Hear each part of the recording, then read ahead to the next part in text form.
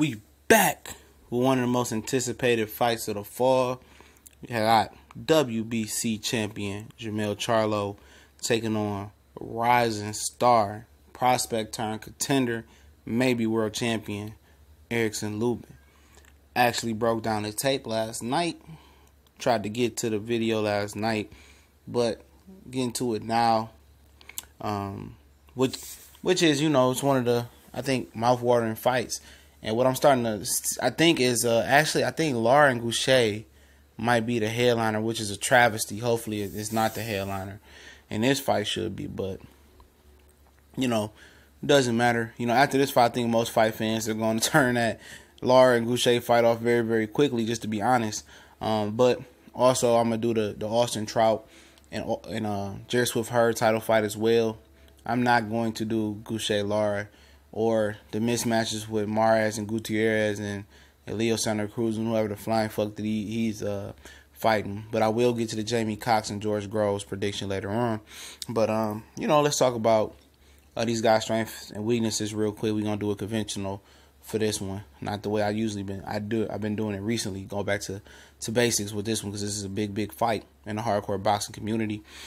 Erickson Lubin, if you haven't seen him, I think I compared him to, when I watched the tape, I compared him to actually Errol Spence. He's a weight class bigger than Errol Spence. He's not as polished as Errol Spence. Errol Spence was, 26, 27 years old. Erickson Lubin's 21 years old, just turned 21 October 1st.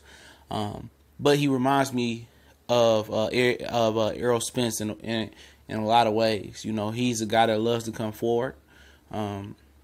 He's a southpaw though, and he's actually a natural right-hander, but his lead hand, the right hand is power hand is the lead hand, so that makes him a little different. He could switch as well. I didn't see him switch a lot on tape, but he's like Errol. He's an aggressive guy that likes to come downhill.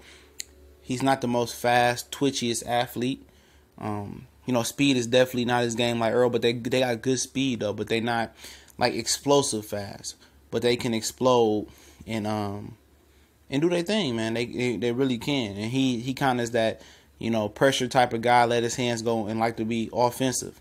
His head doesn't move like Earl Spence's head moves, but they do block and parry and use their footwork to get out of the way. Major difference is that Lubin doesn't have the ability to cut the ring off like Errol Spence, and let that be noted. But his strengths is that he's a very aggressive guy. He's an offensive guy. He's best when he's punching in combinations. When he's throwing 2, 3, 4, and 5, he had his most effectiveness. He has a very good jab. Like I said, he's a southpaw, but a natural orthodox. So his jab is his lead hand is the strong hand. So his jab is going to be great. He got a good straight left. He got a good right uppercut to the head. He got a good left uppercut to the body. He got an excellent straight left. That's one of the most accurate straight lefts I've seen in a long time. It's kind of like Pacquiao accurate, even at an early stage. He'll throw the check hook sometimes, very seldomly. Got a good left hook as well, nice little good left hook. And he's a devastating body puncher. That's another thing I noticed, that he has that Errol Spence has. You can compare that. He's a very good body puncher, but he tends to throw a lot of uppercuts to the body. That tends to be his thing. And he rips the body. I mean, that's him in a hole. He just doesn't cut the ring off like Errol Spence, and he's not as polished. And you wouldn't expect somebody that might be 6 years younger than Errol Spence to have that yet. He's just gonna build on that. Jermell Charlo, we know what he brings to the table. It's hard to get some of his footage up because you really got to go look for it. With Derrick James, he's been Derrick James 3 fights. The last 2, John Jackson, Charles Hadley. He's a guy that wants to become more aggressive. Great jab. Both Charlos have great jabs. Jermell is no different. Great jab. Great straight right hand. Great right hook. Great left hook. He's trying to become more aggressive and sit down. If you watch the old Jermell Charlo fights, he likes to bounce around on his toes a little bit and move around and be a kind of a boxer puncher, a counter puncher, good defense. Now with Derrick James, he's trying to become more offensive, somewhat like his brother, very well coordinated. And he's an accurate puncher. Like he doesn't go too much to the body. Everything is pretty much predicated off the jab. He got a good straight right. He got a good hooks in both hands, and pretty much that's him. In a nutshell. You're talking about the weaknesses between both guys. For Erickson Lubin, obviously the glaring weakness is competition level and experience. When you're talking about those intangibles. The experience he doesn't have, and the tangible lack of top opposition. Also he's not a head mover. He likes to pick shots off with his hands and come forward. So he relies on his chin a little bit as well. And pretty much, it's not too many weaknesses in the game I can find yet because he hasn't been on that top level. But I can tell you that he's never fought a guy with a losing record. And it's very good. He has headlined before in his hometown of Florida. So he's been under that pressure. Anytime you fighting at home, and headlining at home, even if it's on Bounce TV, it's sort of really a big deal.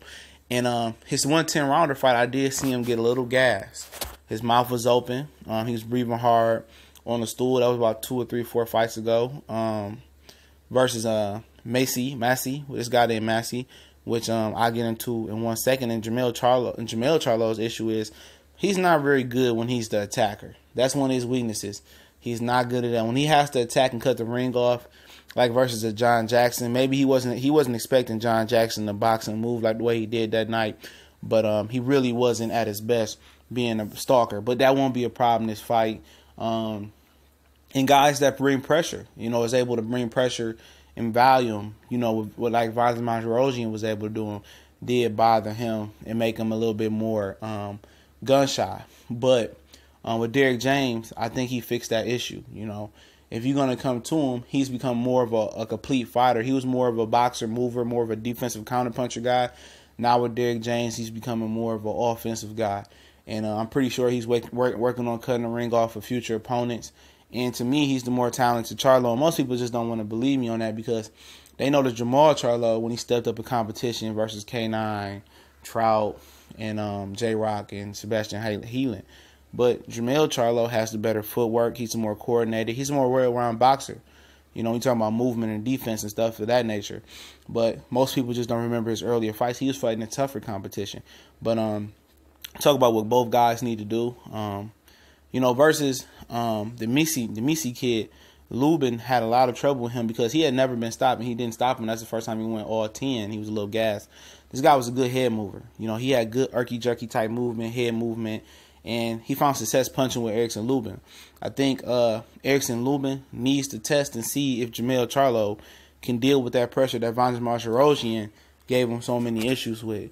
Or he can take the John Jackson route and try to move and box, but that's not Erickson Lubin. He needs to do something that's suited towards his game. He needs to put the pressure on Jermell Charlo, be smart, dig to the body, take his legs away, make him a stationary target. He needs to use that jab and put punches in bunches. I know it won't be as hard as it was fighting the old Jermell Charlo because this Jermell Charlo doesn't move as much as he used to. So he's going to be stationary. So it's going to be a dog fight in the middle of the ring for the most part. I look for Jermell to move a little bit, and I look for Lubin to go to the body and try to take those air out of them tires to take the legs away from Jermell Charlo to make him a stationary target. I think the jab and throwing in combination, I think it's very important that Lubin throws in combinations and paces himself a little bit. Because if he gets tired down the stretch, Jermell Charlo is a guy that's been there down the stretch that can step it up and really make it tough for him. If he's breathing out his mouth like he was doing versus the Misi kid, Jesus Misi, whatever this guy's name was, he will get in trouble. He probably will get stopped. And for Jermell Charlo, it's to set the pace high. Bring a lot of volume out. Put your jab out there. Try to take away Lubin's jab. Try to make him, not use it. Try to make him a timid puncher.